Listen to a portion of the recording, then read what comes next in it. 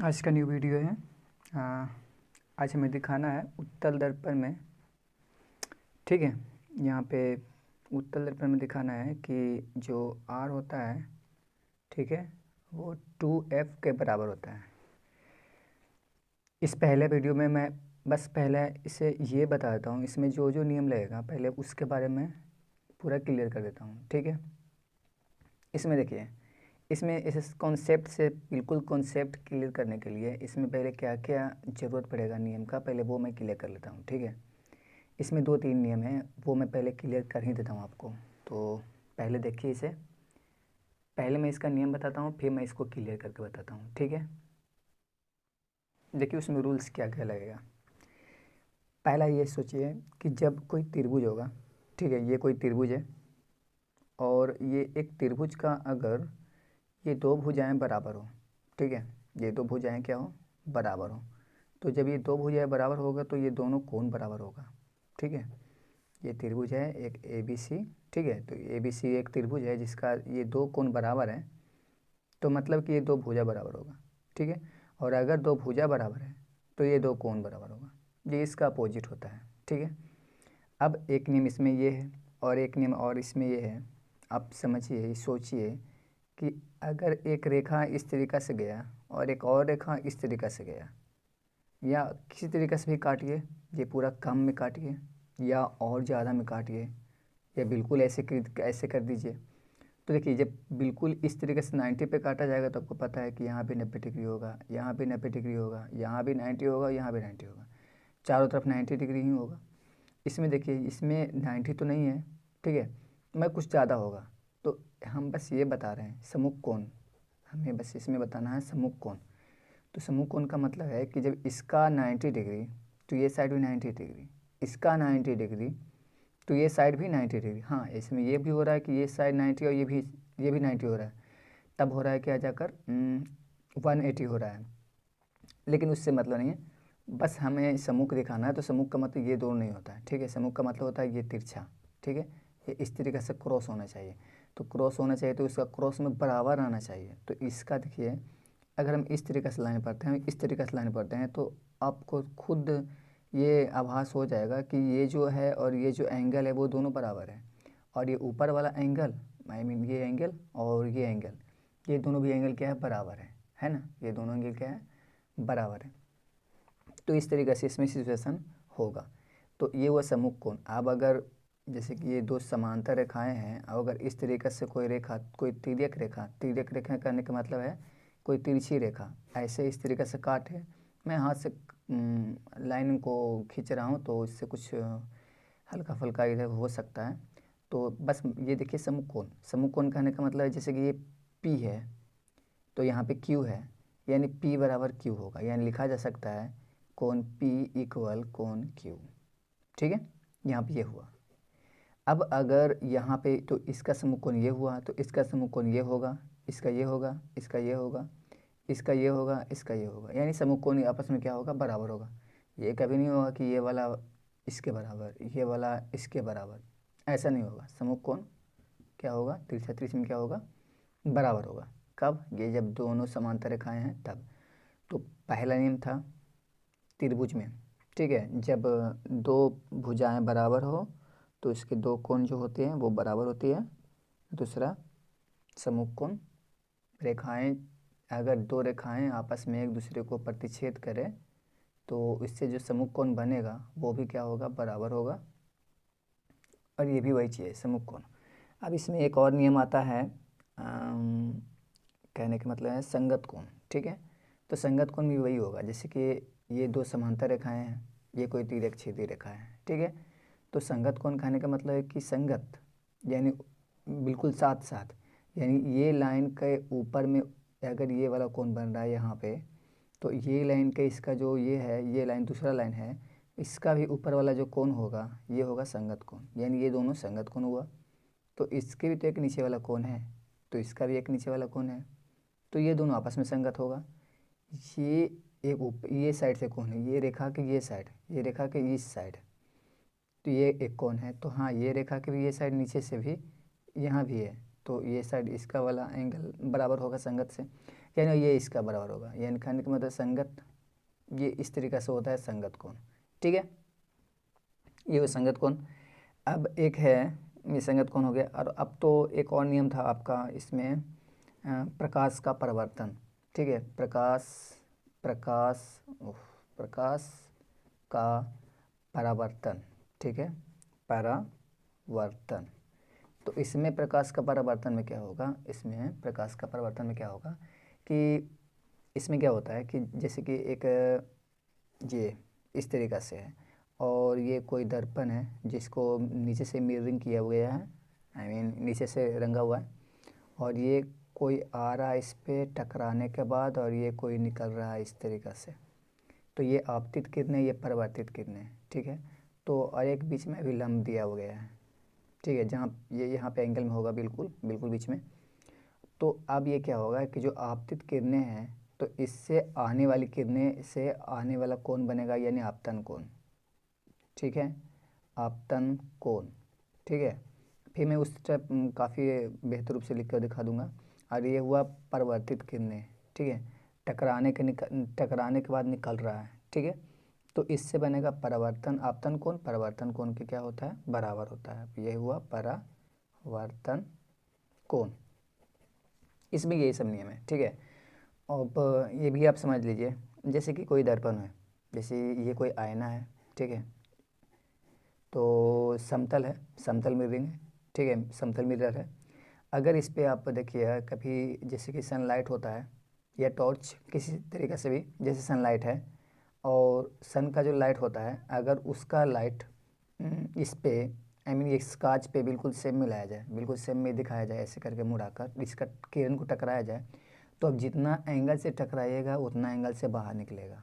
ठीक है, कभी आप ये करके देखिएगा या देखिएगा ऐसा करके आपको महसूस हो जाएगा कि अगर आप उसी को सेम में इसको बिल्कुल रखेंगे तो इसका लाइट टकराएगा इस पे और फिर से इसी पे रिटर्न होगा। लेकिन आप इसका लाइट लेकर इस पे कांच पे हल्का भी इसका एंगल इस तरीक़े से घुमाएंगे, एंगल मुड़ा देंगे, तो ये टकरा कर कहीं और निकलेगा, इस तरीक़े से होगा। ठीक है, तो ये हुआ आपतन कोण यानी आई मीन आपतित किरणें, ये हुआ परावर्तित किरणें यानी आपतन कोण यानी परावर्तन कोण। तो बीच में एक एंगल बनाते हैं। ठीक है, कि कितना से निकल रहा है, कितना से क्या हो रहा है, तो इससे पता चल जाता है कि जितना से आता है उतना एंगल से ही निकल जाता है। यानी कहने का मतलब है कि आपतन कोण जो होता है वो परावर्तन कोण के बराबर होता है, यानी आई बराबर हो रहा है क्या, आर के बराबर। इसमें जो भी नियम लगता है मैं वो बता दिया। और एक नियम और है, ये तो हम दिखा नहीं सकते इसमें क्योंकि यही हमें शो करना है, ये आर बराबर 2f, तो इसमें तो ये लिख नहीं ना सकते हैं। ठीक है, अगर यही लिख देंगे तो फिर प्रॉब्लम हो जाएगा। ठीक है, क्योंकि यही तो दिखाना है। तो चलिए अब इसे सिद्ध करते हैं। तो देखिए ये रहा, हमें शो करना है आर बराबर 2f। ठीक है, ये कोई उत्तल दर्पण है, ये हुआ आपतित किरणें और ये इससे टकराने के बाद ये इधर निकलेगा। ठीक है, परावर्तित किरणें। तो आपतित किरणें से ये आपतन कोण का काम कर रहा है और ये कौन कर रहा है, परावर्तन कोण के काम से। ठीक है, तो परावर्तन के नियम से ही प्रकाश के परावर्तन के नियम को लिखते हैं, प्रकाश के परावर्तन के नियम से। ठीक है, प्रकाश के परावर्तन के नियम से क्या होता है, आपतन कोण परावर्तन कोण के बराबर होता है। ठीक है, आपतन कोण परावर्तन कोण के बराबर होता है, यानी लिखते हैं यहाँ पे आपतन कोण बराबर होगा परावर्तन कोण, यानी आपतन कोण किसके बराबर होगा, परावर्तन कोण के बराबर होगा। ठीक है, आपतन कोण यहाँ पे से क्या है, यहाँ पे से कोण ए आई मीन 1 दिया हुआ है। ठीक है, तो ये जो कोण 1 है और यहाँ से जो परावर्तन कोण है यहाँ पे कोण 2 माना गया है, तो कोण 2 है, यानी कोण 1 और बराबर कोण 2 हो गया। ये इसे मानते हैं इक्वेशन फर्स्ट। ठीक है, अब एक और देखिए, इसमें हम पहले ही बता चुके थे उस तरफ संगत कोण, एकांतर कोण, परावर्तन कोण, तो अब यहीं पे उसी तरीके से बार बार से सब यूज होगा। अब नेक्स्ट बार देखिए, हमें देखिए क्या करना है, पहले करना क्या है पहले ये समझ लेते हैं। हमें किसी भी हालत में ये कोण 3 है आई मीन 3 और कोण जो 4 है ये दोनों को बराबर करना है। अगर ये दोनों बराबर हो गया तो ये भुजा और ये भुजा क्या होगा, दोनों में आपस में बराबर हो जाएगा। ठीक है, तो ये वाला कोण हमें किसी भी हालत में बराबर करना है, यानी कोण 3 और कोण 4 बराबर हमें करना है। ये अगर बराबर कर दिए तो ये दोनों भुजा बराबर होगा, अभी जैसे बताए थे। ठीक है, ये दोनों भुजाएं बराबर होगा, फिर काफ़ी आसानी से निकल जाएगा। ठीक है, खैर यहाँ पे देखिए आपतन कोण क्या होता है, प्रवर्तन कोण के बराबर होता है, यानी कोण 1 बराबर कोण 2 हुआ। चलिए, कोण 1 बराबर कोण 2 हुआ। अब क्या करते हैं कि अब संगत कोण से लेते हैं। ठीक है, अपना कुछ माइंड भी लगाना पड़ेगा, फिर हम शॉर्ट करके बता देंगे कि कैसे आप चलेगा तो जल्दी से बन जाएगा। अब क्या करते हैं, अब संगत कोण से देखते हैं। तो देखिए एक इसमें एक और डिसीजन ये है कि जो ये रेखा है ना, ये वाला है, ये टकरा के यहाँ से आया है, और ये रेखा है जो यहाँ पे गया है। ठीक है, ये दिख रहा है काफ़ी आसानी से।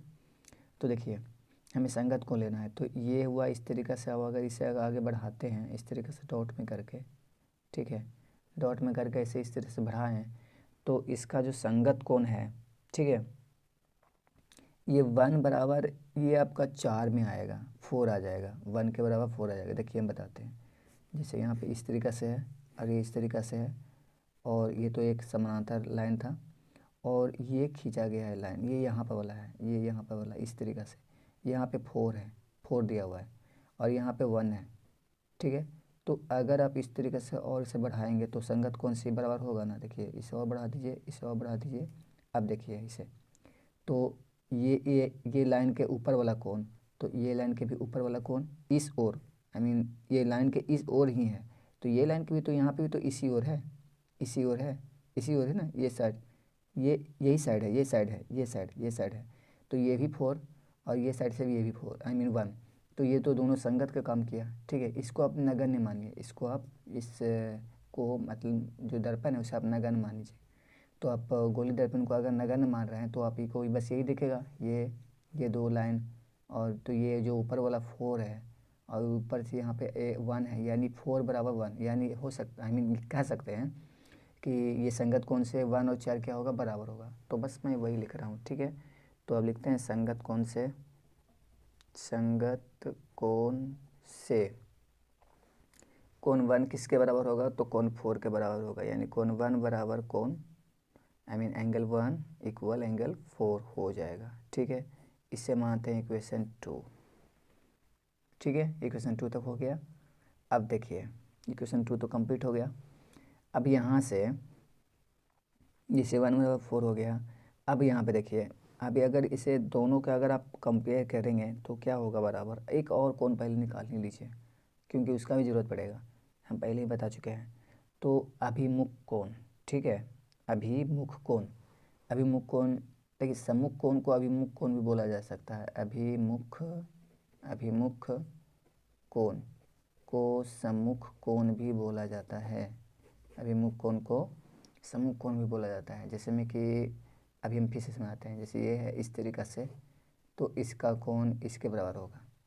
तो ठीक उसी तरीक़ा से जो ये लाइन और ये लाइन है, तो ये लाइन इस तरीक़े से खींचा हुआ है यानी ये हुआ, और ये लाइन इस तरीक़े से खींचा हुआ यानी ये हुआ, तो ये इस तरीक़े से हुआ, तो इसके बराबर ये आई मीन इसके ये और ये तो बराबर होगा ना, और इसका ये और ये बराबर होगा, तो यानी ये लाइन आई मीन ये वाला कोण और ये वाला कोण क्या होगा, आपस में बराबर होगा।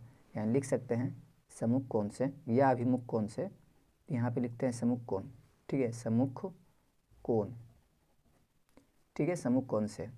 अब सम्मुख कोण से क्या हो रहा है, तो सम्मुख कोण से ये हो रहा है कि ये जो कोण 2 है और जो कोण आई मीन 3 है, ये दोनों क्या होगा, बराबर होगा, यानी कोण 2 बराबर कोण 3, ये हुआ इक्वेशन 3। ठीक है, अब कंपेयर करके आप निकाल लीजिए। जैसे में अगर 1 और 2 को कंपेयर करते हैं तो 2 और 4 आएगा, 2 और 4 आ जाएगा। ठीक है, यहाँ से यहाँ पहुँच जाएगा, तो 1 और इस सब देखिए मिल रहा है, यह यहाँ से मैचिंग कर रहा है, ये यहाँ से मैचिंग कर रहा है, तो कर रहा है तो एंगल बराबर होगा, यानी इससे इसे कंपेयर करते हैं तो 2 और 4 के बराबर होगा, और 2 इसमें बराबर होगा, 2 और 4 आएगा इससे, तो 2 और 2 इससे करेंगे यानी 4 और 3 आ जाएगा, यानी 4 और 3 आ जाएगा, यानी मिल जाएगा हमें। ठीक है, तो अब कंपेयर करते हैं, तो पहले करते हैं इक्वेशन कंपेयर कर रहे हैं। ठीक है, तुलना, तुलना किससे कर रहे हैं, तो समीकरण 1 यानी equation first and equation second, को तुलना कर रहे हैं। तो 1 और कोण 1 ये दोनों क्या हो जाएगा, कट जाएगा। तो ये दोनों कट जाएगा तो बचेगा कोण 2 बराबर कोण 4, आई मीन एंगल 4। चलिए इसे इक्वेशन 4 मानते हैं। ठीक है, यही बचेगा ना। वन यहाँ 1 से 1 कैंसिल, 1 से 1 कैंसिल, कंपेयर हो गए 1 से 1 कैंसिल, तो 2 के बराबर बच जाएगा 4। तो यही लिखा हुआ है 2 के बराबर 4। ठीक है, अब 4 इक्वेशन 4 है और इक्वेशन 3 है। तो इक्वेशन 4 और 3 में देखिए कि जो 2 है इसमें भी 2 है, तो दोनों बराबर आ रहा है 2 और 2। तो जब ये दोनों बराबर है तो 3 और 4 के बराबर आ जाएगा यहाँ से। तो फिर से कंपेयर करते हैं। तो चलिए यहाँ पे दिखाते हैं, यानी इक्वेशन फिर से तुलना कर रहा हूँ। तो इक्वेशन 3 एंड इक्वेशन क्या 4 को क्या कर रहे हैं, तुलना करने पर। ठीक है, तुलना करने पर यानी कंपेयर कर रहे हैं। तो कंपेयर करते हैं तो ये कोण 2 और ये कोण 2 बराबर होगा तो कट गया, यानी यहाँ से बचा कोण 3 और यहाँ से बचा कोण 4। अब ये बराबर आ गया। ठीक है, कोण 3 बराबर कोण 4 आ गया ना, ये दोनों बराबर। चलिए अब बराबर आ गया तो अब तो जब मेरा तो कम हो गया। अब जब ये दोनों बराबर है तो हम पहले ही बता चुके हैं कि जब ये दोनों एंगल बराबर, तो इससे जो भुजा जो बनेगा रहेगा तो वो दोनों भुजाएं बराबर, या दोनों भुजा बराबर तो ये दोनों आई मीन कोण बराबर, तो ये दोनों एंगल बराबर हुआ, यानी दोनों भुजा क्या होगा, ये दोनों भुजा क्या होगा, बराबर होगा। तो लिख सकते हैं बी पी बराबर एफ सी, यानी यहाँ पे लिखा जा सकता है बी पी बराबर एफ सी। ठीक है, बी पी बराबर सॉरी बी पी नहीं होगा, यहाँ पे बी एफ है, यहाँ पे क्या है एफ है। ठीक है, एफ है यहाँ पे, बी एफ बराबर एफ सी, बी बराबर एफ सी। ठीक है, अब एक और लिखा इसमें जाता है कि जी इसमें हमेशा सारे के वीडियो देखे हैं यूट्यूब पे, बस उसमें ये दिखाया जाता है, किताब में भी वही लिखा हुआ होता है कि जो बी है ना वो पी के काफ़ी निकट है, इसीलिए बी है जो पी के काफ़ी निकट है, इसीलिए बी बी एफ बराबर लिखा जा सकता है पी एफ। ठीक है, इन बी को जगह पे आई मीन पी के जगह पे या बी की जगह पे पी लिखा जा सकता है, ऐसा कुछ किया जा सकता है। वैसा इसलिए क्योंकि बी है जो पी के काफ़ी निकट है। ये भी ठीक है, लेकिन आप हमारे इस कॉन्सेप्ट से चलिए आप ये समझ लीजिए कि जैसे एक वृत्त होता है। ठीक है, ये एक वृत्त है, तो इस वृत्त में आप ये समझिए कि जो यहाँ से ये आता है ये त्रिज्या होता है, और फिर एक आता है फिर ये भी त्रिज्या होता है, और अगर ये दोनों को मिला दिया जाए तो ये होता है 2r, आई मीन व्यास हो जाता है। तो कहने का मतलब ये है कि अगर आप यहाँ से यहाँ त्रिज्या न मान के आप मान लीजिए कि ये एफ है, तो यहाँ से यहाँ 2 हुआ होगा ना, यहाँ से यहाँ क्या होगा 2f के बराबर होगा। तो आप ये समझिए कि यहाँ से यहाँ जब f हुआ, ये समझिए यहाँ पे समझते हैं, यहाँ पे देखिए जब यहाँ से यहाँ f है तो ऐसे भी तो f ही होगा ना बराबर। त्रिज्या को हम यहाँ पे आई मीन ए आर ना मान के f मान रहे हैं, तो यहाँ भी जब इस तरीके से बराबर है तो ये भी इस तरीके से बराबर होगा, यानी ये बराबर हुआ इसके बराबर। क्योंकि आप ये भी समझ लीजिए इसमें भी यहाँ से यहाँ जब पूरा प्रूफ करेंगे तो यहाँ से यहाँ हो जाएगा 2f। तो हाँ, तो इसी तरीके से यही कॉन्सेप्ट उसमें भी आ रहा है। और ये सिंगल होगा तो कितना होगा, सिंगल कितना होगा एफ है, तो सिंगल इसमें आर होता है, जब डबल करते हैं यहाँ पे तो 2f होता है, आई मीन 2r होता है, तो इसमें 2f होगा। तो यहाँ भी करेंगे इस तरीके से, तो यहाँ से पॉइंट तो सेम है ना, क्योंकि त्रिज्या सब क्या होता है बराबर होता है। तो सब कोई भी लाइन मानेंगे तो सब ये लाइन है ना, ये लाइन ये लाइन ये लाइन ये लाइन ये लाइन या जितना खींचे सब क्या होगा बराबर होगा। तो वही बस हम बस यही बात कॉन्सेप्ट जो भी है इसमें लगा रहा हूँ। तो यानी लिखा जा सकता है कि बी एफ बराबर पी एफ, यहाँ पे लिख भी सकते हैं, नहीं तो लिख देते हैं कि बी पी के काफ़ी निकट होने के चलते, काफ़ी निकट होने से, यानी काफ़ी निकट होने से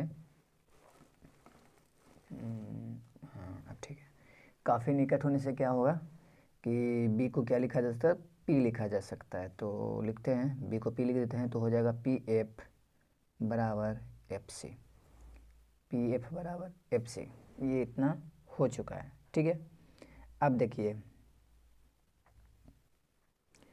आपको ये पहले ही बताया गया होगा गोलीय दर्पण में, ठीक है, कि जो एफ होता है ना, ये एफ ये दोनों का मध्य होता है। पी और सी का मध्य होता है कौन? एफ।